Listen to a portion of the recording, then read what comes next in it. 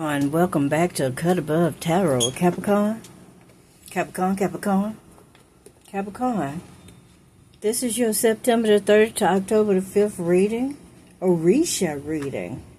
Yes, indeed. Check it out. Orisha. Okay. So, to start your reading off, I'm going to start off with the two Orishas that you have that showed up for you. You have the female Eshu, and you also have Shango. So it looks like these are the two Orishas that are assisting you at this time. Okay? So let's get started, sugar. Let's get started.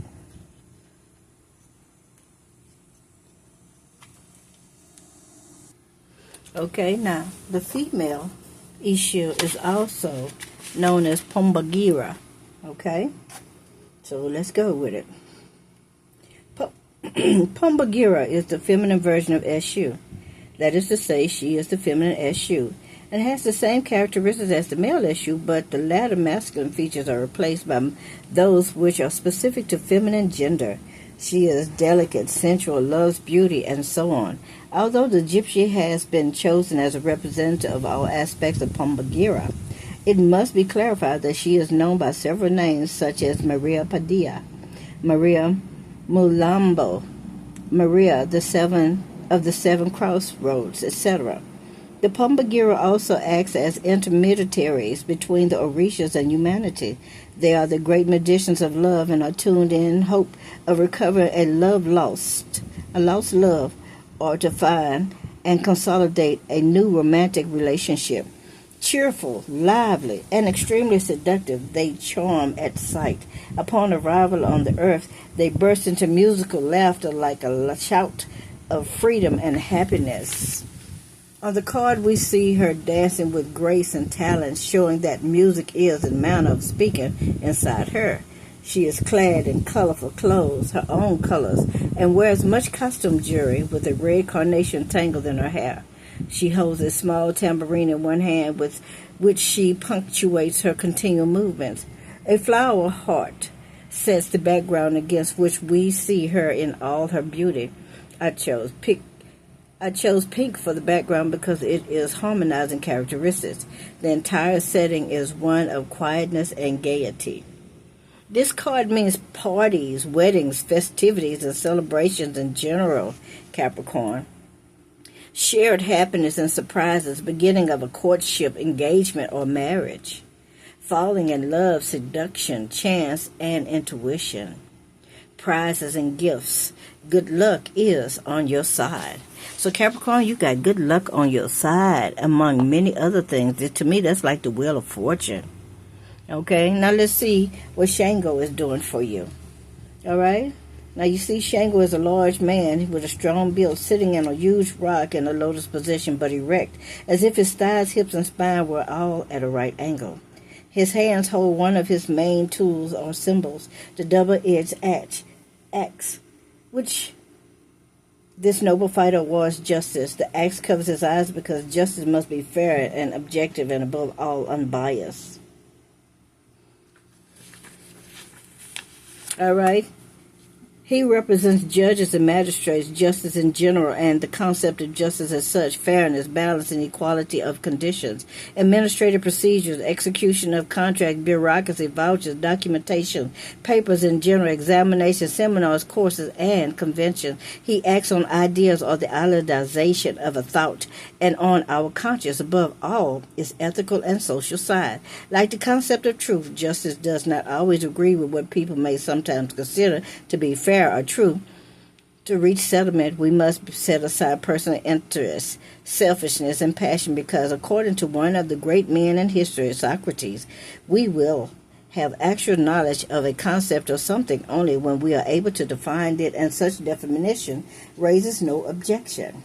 This status is reached through the search for knowledge, something a master cannot teach, but he may indeed lead his disciples to reflect, to work with their mind, with truth as their goal. So justice is coming in for you, and the truth is going to be revealed, okay? All right? Yes. Yes. And if you've been dealing with any bad things, you got good luck on your side. That's about to take a turn for the better. The Ace of Earth, that to me is like you taking a bull by the horn, so to speak. All right? That is a good sign. This is a good card. All right? I'd like to call it a good omen, but we're gonna leave it there until I can get to it and read it to you. All right? It says, a robust animal. See that? I can see if I can get you some.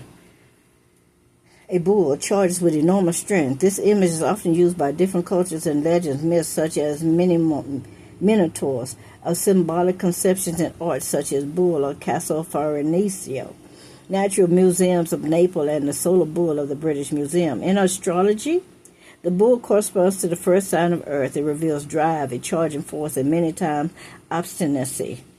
It is the one who would take the lead. So it looks like, Capricorn, you are taking the lead. This card shows stability by depicting the characteristics of its set position and the fact that the bull appears to be ready to charge. So you ready, girlfriend, boyfriends.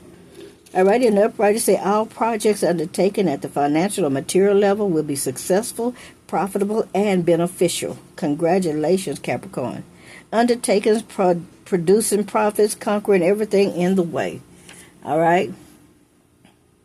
They say do whatever it is that you've been thinking of. The influence is beneficial. Since the planet Venus governs the bull, you will encounter gentleness, fineness, and beauty in everything undertaken. Pleasant and agreeable times. Awesome. I like that for you, Capricorn. Your next card is the Seven of Fire. Seven of Fire. All right, if you notice, there's a flying dragon on this card, and a man standing there with a shield in his hand, okay? All right, he's shielding this bird from having a bloody attack. So I will read it. Seven of Fire.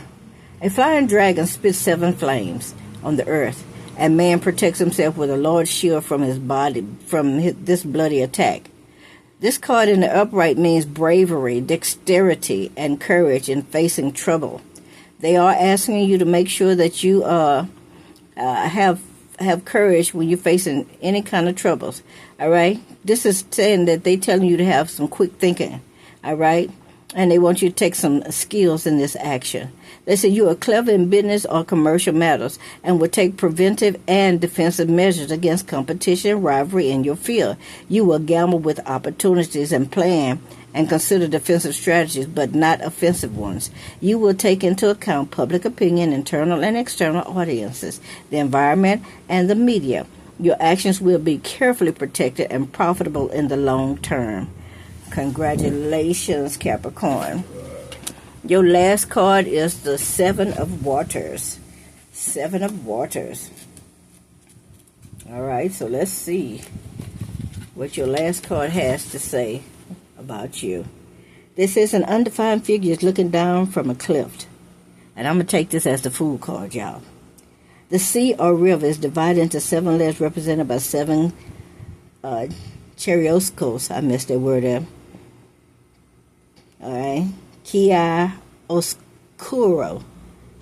Tones. Fuck it. I said it.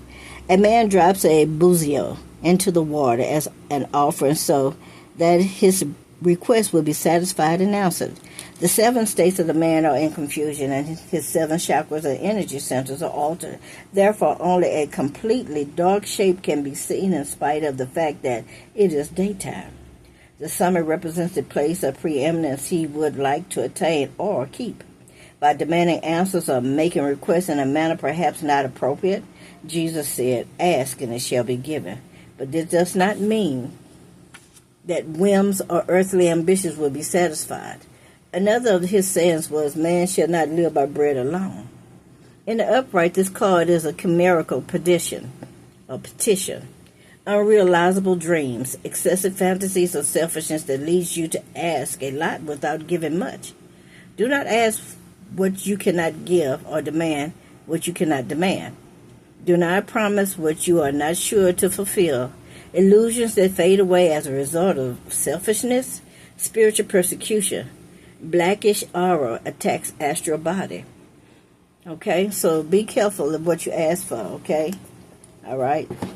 All right, and whatever it is that you make a promise about, that you made a vow to God. Remember, the Bible even tells us, don't make a vow to God and think you're not going to be able to keep it. I mean, and then try to welch on it, because you're not going to be released from that vow. Okay, God holds you accountable for that vow.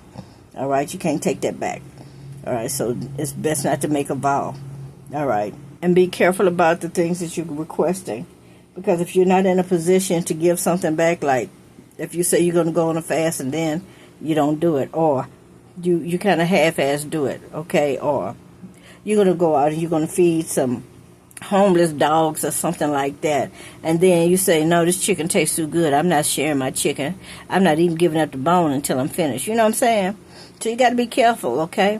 But overall, you got an amazing reading, okay?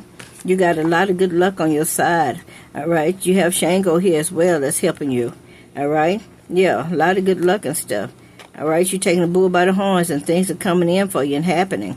You are protected as well, all right? But they want you not to do things in excess, because, yeah, if you make a vow, you can't pay it back. You're not going to be released from it. You're going to be held accountable, okay? So be more mindful of what you're asking for and what you're praying for.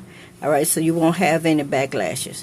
All right, thank you very much, Capricorn, for coming and watch this video. I really appreciate y'all. Don't forget to hit that like, share, subscribe, and comment button. Make sure the notification button is highlighted so you know next time I cut above tarot go live, I put out new contents. I'll see you in the next video. Yeah.